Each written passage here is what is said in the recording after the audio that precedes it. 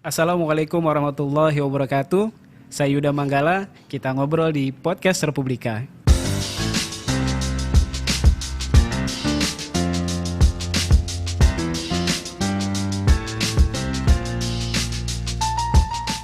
Sobat Republika, Indonesia memiliki kekayaan sumber daya alam yang luar biasa. Salah satunya adalah kopi.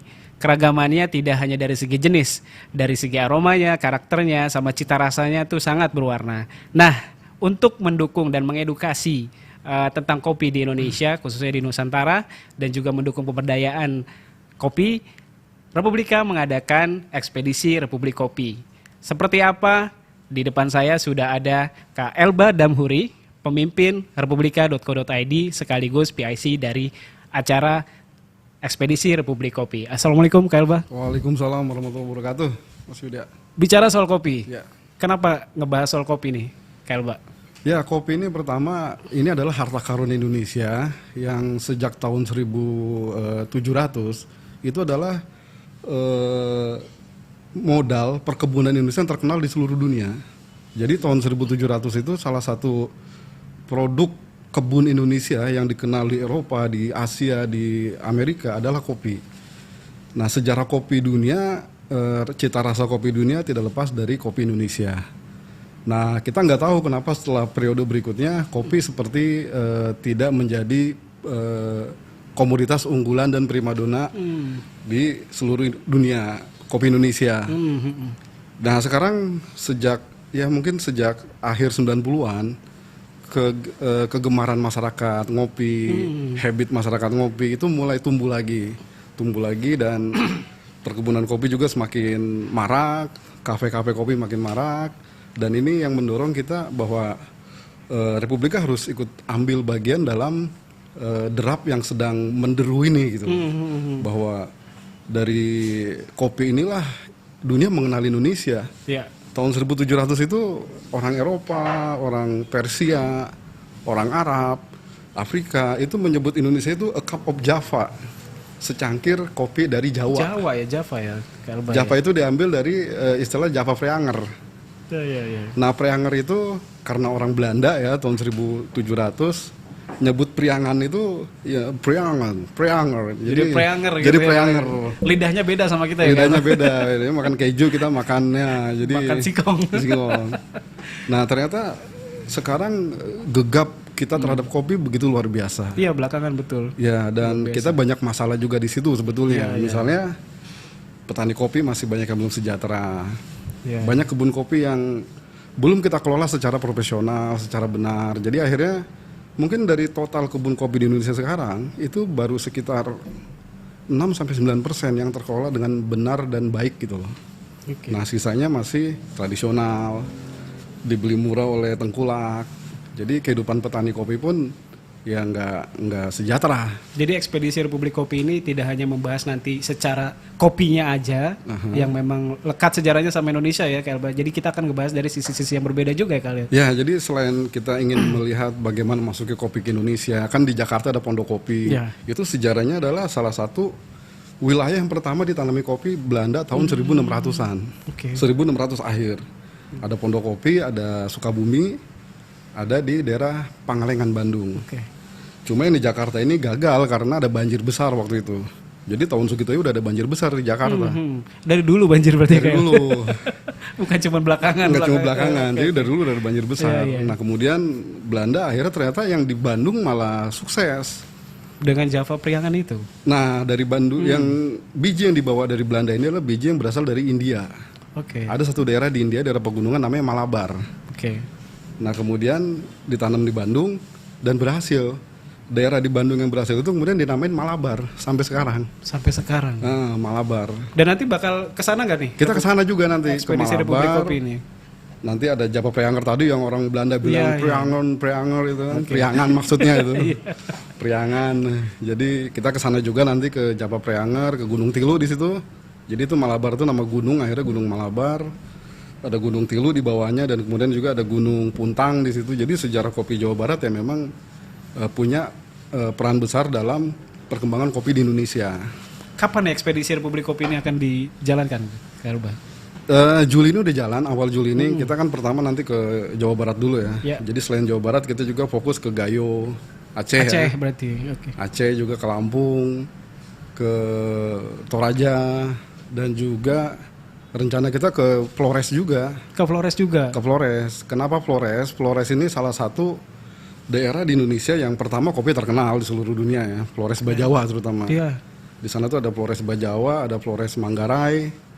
Tapi yang di luar itu, faktor kedua adalah bahwa di Flores itu pertama kali tanaman kopi jenis Yellow Caturra yang bijinya kuning Iya. itu tumbuh di sana. Oke. Itu adalah kopi varietas dari Brazil. Oke. Jadi kalau zaman dulu itu kalau di beberapa daerah di Indonesia termasuk di Flores dan di Jawa Barat, petani itu membabat, merusak tanaman kopi yang bijinya kuning. Dia Malah pikir ini dibabat. gagal. Gagal ya? Gagal. Karena kecenderungannya merah yang Ternyata itu varietas baru. Oke. Disebut Yellow Caturra. Yellow Caturra. Nah, ternyata Yellow Caturra dari sisi rasa, dari sisi body, kekentalan itu punya cita rasa sendiri gitu. Makanya sekarang kalau di Indonesia Yellow Caturra itu termasuk kopi yang agak-agak ya lumayan mahal sih. Jadi Indonesia tuh banyak sebenarnya KLB ya. Maksudnya dari segi jenis kopinya, cita rasanya gitu. Nggak cuma yang mungkin kita kenal. Kalau saya gitu ya mungkin biasa konsumsi Robusta atau satu aja. Ternyata banyak ya di Indonesia itu ya. Banyak di kita itu kan ada Robusta, ada Arabica, ada Liberica juga. Iya. Liberica itu mungkin nggak sebanyak Robusta dan Arabica. Memang yang paling ngehits adalah kan Robusta dan Arabica. Nah bedanya Robusta Arabica ini kan kalau Robusta tuh rasanya plain, pahit. Iya. Pahit. Ada juga yang agak asam ada. Tetapi secara umum mereka pahit. Nah yang Yellow Caturra itu berarti varietas ya kalau itu masuk Dia ya. varietas. Jadi spesiesnya itu kalau kita bicara spesies kopi Yellow Caturra itu mungkin bibit utamanya dari Ethiopia atau dari Yaman atau dari negara-negara Brazil atau tapi kemudian kan yang nama varietas itu kan tanaman itu kan dibudidayakan. Iya, iya. Baik secara natural, seleksi alam maupun oleh manusia, para ahli. Iya, iya. Nah, Yellow Caturra ini yang di Brazil itu secara natural munculnya itu. Dan itu nanti bakal dibahas semua di Republik Ya, nanti Ekspedisi kita Republik bahas. Kopi ya. Kita KLB bahas bagaimana keunggulan-keunggulan kopi Indonesia. Tiap daerah beda. Gunung Tilu, Gunung Malabar, Gunung Puntang itu satu jalur. ya. Oke. Jaraknya cuma ya 1-2 kilo deh. Tapi rasa kopinya beda.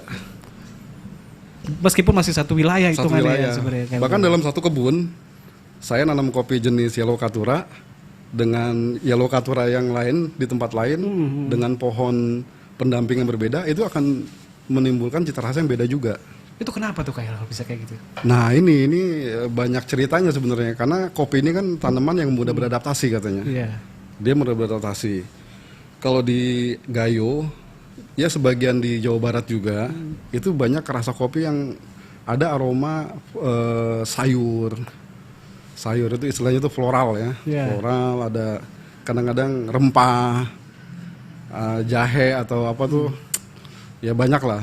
Nah itu karena di sekitar pohon kopi itu banyak ditanamin sayuran. Jadi tanaman sekitarnya mempengaruhi rasa kopi itu Mempengaruhi sendiri. rasa kopi. Itulah kenapa cita rasa kopi di Indonesia itu luar biasa ya. Luar KLB? biasa. Banyak ya. Selain juga kandungan air, Baik. curah hujan, sinar matahari. Kan kopi ini kan tanaman yang butuh banyak air.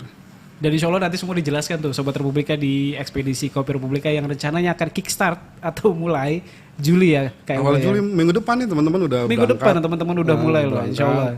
Nanti bentuknya akan seperti apa KL? Atau bisa dijelaskan perjalanannya akan kemana dulu, daerah mana saja yang kita akan fokuskan? Ya jadi bentuknya nanti kita bikin video dokumenter, Oke. kita bikin buku, table book, kita bikin ya tulisan-tulisan yang bisa kita muat di Republika Group. Juga kita bikin fotografi.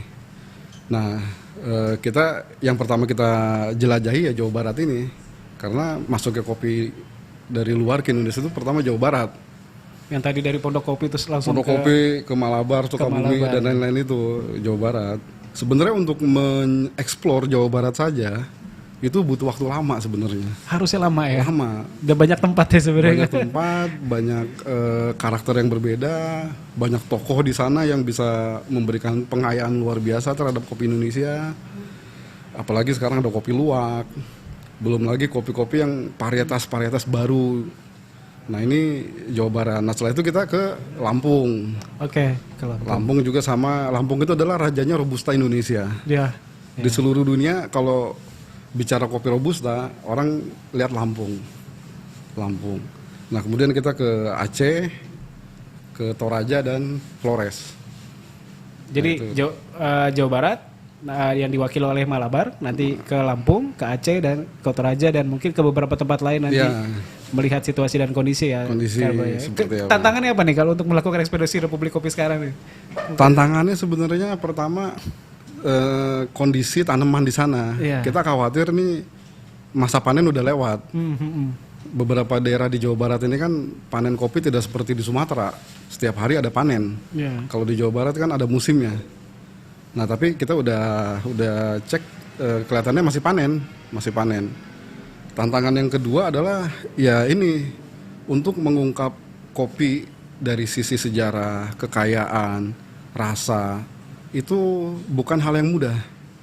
Karena setiap orang ketika dia mengopi, misalnya ngopi Jolokatura Jawa Barat atau Japa Preanger Sigara Rutangnya Japa Preanger, Ya. itu mungkin antara saya Mas Yuda bisa beda rasa dengan olahan dan racikan yang sama. Oh menurut saya ini rasa floralnya kurang nih, menurut saya ini rasa manisnya nggak ada nih. Preferensi pribadi atau? Preferensi pribadi. Oke. Makanya dalam dunia perkopian kita nggak bisa bilang bahwa kopi ini paling enak. Ini karena itu pengalaman pribadi kita. Kalau misalnya saya lebih seneng kopi yang kental, yang asamnya sedikit dan manisnya manis alami. Tapi ada juga orang yang seneng kopi asamnya kuat. Oke. Asamnya kuat tapi pahitnya nggak usah ada deh. Atau ada orang yang seneng kopi kayak di Jawa Barat banyak kopi itu rasanya karamel, agak kecoklat-coklatan. Nah itu banyak juga seperti itu. Nah ini menjadi tantangan kita dalam ekspedisi ini. Bagaimana kita mengeksplor sesuatu yang sudah umum di masyarakat kopi Indonesia supaya akurasinya benar. Ujungnya kemana nih Kael? Maksud tujuan besarnya adalah, kan tadi saya sudah bilang ya, salah satunya adalah mengedukasi gitu. Apakah memang ke arah sana atau juga memang sekaligus mendukung pemberdayaan petani kopi? Ya sebenarnya kita Tujuan ini dari ekspedisi Republik Kopi ekspedisi ini ya. maksudnya. Ya kita melihat bahwa Indonesia ini adalah surganya kopi. Kalau kita pergi ke luar negeri pun banyak gerai kopi itu dengan bangganya menulis kopi Sumatera, kopi Indonesia, kopi Flores. Itu dengan bangganya kita ke bandara di banyak negara. Nah surga kopi Indonesia ini ternyata masih dianggap belum maksimal di luar itu. Belum orang maksimal ya karena orang masih berpikir kopi itu Brazil, kopi itu Kolombia. Vietnam bahkan Thailand ya, tetangga kita juga Vietnam sudah itu mulai ini. udah di atas kita jauh produksinya. Kalau Vietnam itu kan sekarang negara terbesar kedua setelah Brazil. Oke. Kita nomor 4. Kita nomor 4 sekarang. Tapi secara produksi kita jauh sekali dengan Vietnam. Vietnam itu setahun bisa 2 juta ton, kita baru 600.000. Secara produksi biji kopi atau kopinya. Produksi biji kopi. Padahal negara besaran kita ya, Kak? Besaran kita, kebunnya juga mungkin banyakan kita. Dan di situ berarti ada masalah ya sebenarnya. Nah, di situ yang tadi saya bilang bahwa dari 100% kebun kopi Indonesia itu mungkin baru 6 sampai 9% yang terkelola dengan baik dan benar. Sisanya masih ya masih petani yang tradisional, yang belum dikelola dengan inilah. Mungkin di sinilah peran masyarakat termasuk Republika untuk mengedukasi masyarakat di luar juga bahwa kalian harus mendukung petani kopi Indonesia. Iya. Nah, ini adalah bagian dari langkah kita Ikhtiar dari Republika, ikhtiar Republika untuk membantu pemberdayaan dari sisi petani sampai sisi global. Artinya kalau kamu bicara kopi, ya kamu bicara Indonesia, nggak cuma Brazil, Vietnam, Kolombia atau Ethiopia. Iya, Karena sejarah kopi dari Ethiopia. Iya, betul. Baru sampai ke Indonesia dan pada masa penjajahan ya KLB Ya, baru sampai. penjajahan. Tapi itu malah menjadi salah satu ciri khas Indonesia sebenarnya. Cuma Ya. sayangnya sekarang malah kita produksinya malah kalah ya. Malah ya ini, dulu kita pernah jadi produsen terbesar di dunia ketika zaman penjajahan. Ya waktu itu ada politik yang kita sebut sebagai tanam paksa ya. Oh iya. Tanam paksa itu kalau di Jawa Barat namanya Preanger Stelsel, kemudian secara nasional jadi Cultural Stelsel. Ya. Nah itu yang, ya mungkin itu yang membuat Indonesia jadi produsen kopi terbesar di dunia. Tapi kan nggak mungkin tanah paksa lagi kalau sekarang. Enggak, sebenarnya sekarang tuh kita udah punya sumber daya yang besar, cuma harus kita manage dengan baik. Harus banyak masyarakat yang membantu. Bukan berarti kita terlalu membela petani kopi, enggak. Tapi memang kita ingin memberdayakan kopi Indonesia. Oke, siapa aja yang terlibat nih dalam ekspedisi Republik Kopi yang kayaknya seru banget nih? Nah ini ekspedisi ini Republika nggak sendirian. Oke. Ya kita ada tim kita yang berangkat dari tim redaksi maupun non redaksi ikut mensupport ini. Juga ada tim yang mendukung mensupport kita juga ya dari BUMN, dari personal juga yang membantu kita untuk ekspedisi ini jalan karena ekspedisi ini mahal. Dia yang sebenarnya sama-sama punya ikhtiar untuk mengedukasi dan Iya, kebetulan juga kan yang mengangkat yang support kita ini kan mereka punya ya tadi punya kepedulian terhadap dunia kopi lah. Iya. Mereka punya kepedulian membangun kopi supaya lebih maju, lebih berkembang. Nah ini kita jadi bergandengan, kolaborasi lah, sinergi. Kita punya power, kita punya kelebihan di konten. Nah kita juga butuh biaya. Nah itu mereka, jadi kita kolaborasi aja di situ. Kolaborasi untuk tujuan yang sebenarnya insya Allah baik ya. Insya Allah baik karena ini akan menjadi semacam kita sih berharap ini menjadi buku kopinya Indonesia. Karena nanti kita ingin menulis dalam bahasa Inggris juga. Oh, iya. Kan dalam bahasa Inggris ya kayak? Bahasa Inggris juga kan selama ini kalau kita buku kopi itu yang paling kita jadikan kitab suci orang kopi itu ini Kopi Obsession buku itu yang nulis bekas wartawan juga itu media juga ya. Iya. Dan insya Allah nanti ke sana ya arahnya kan. Insya Allah kita ke sana arahnya. Oke terakhir Kak Elba sebagai penutup kesimpulan harapannya mungkin tadi udah kita bahas soal tujuan ya. Ini kita ngebahas nih harapannya untuk ekspedisi kopi ini seperti apa? Apakah akan terus berlanjut sampai semampunya kita berlanjut atau gimana? Ya, harapan besarnya lah. Kita sih berharap ekspedisi kopi ini dalam 1-2 bulan ini selesai. Terus kita bikin satu produk, satu konten yang bagus dari situ sehingga itu bisa menjadi informasi, menjadi platform informasi tentang kopi Indonesia di luar termasuk juga di Indonesia. Jadi kan kita target Indonesia dan luar negeri. Nah, harapan terbesar kita adalah dari sini bahwa kopi Indonesia semakin eksis di luar negeri. Karena secara personal pun banyak petani Indonesia, barista Indonesia itu sudah eksis di luar, juara dunia, ikut barista champion. Kopi Indonesia pun berapa kali terpilih sebagai kopi yang paling ngehits, kopi yang paling mahal, paling top, paling enak, termasuk kopi Puntang yang nanti kita datengin. Itu tuh, tahun 2011 kalau nggak salah dia juara di Atlanta di Amerika sebagai kopi yang paling top. Dan itu yang nilai bukan sembarangan orang, itu orang-orang yang ekspor kopi dari seluruh dunia. Nah ini harapan kita seperti itu. Jadi kemudian dari situ ya ekonomi makin bagus karena yang namanya perkebunan itu kan menyerap banyak tenaga kerja, multiplier efeknya juga besar dan itu akan menjadi kebanggaan kita bersama gitu. Begitu Mas Yuda. Bismillah ya Kak Elba ya. Bismillah. Insya Allah lancar. Sobat Republika, nantikan pokoknya kita akan hadirkan atau sajikan hasil laporan kita tentang ekspedisi Republik Kopi di berbagai daerah yang tentu saja menarik, apalagi buat Anda yang pecinta kopi, termasuk juga yang mungkin masih belum terlalu paham banget soal kopi tapi pengen tahu lebih banyak tentang kopi, khususnya kopi Indonesia. Sekian, terima kasih banyak Kak Elba atas informasinya. Sobat Republika, jangan lupa kalau misalnya mau kasih masukan, termasuk masukan untuk acara Republik Kopi, ekspedisi Republik Kopi, atau kritik, saran, kirim ke sini newsroom@republika.co.id atau bisa langsung kontak kita di berbagai kanal media sosial kita.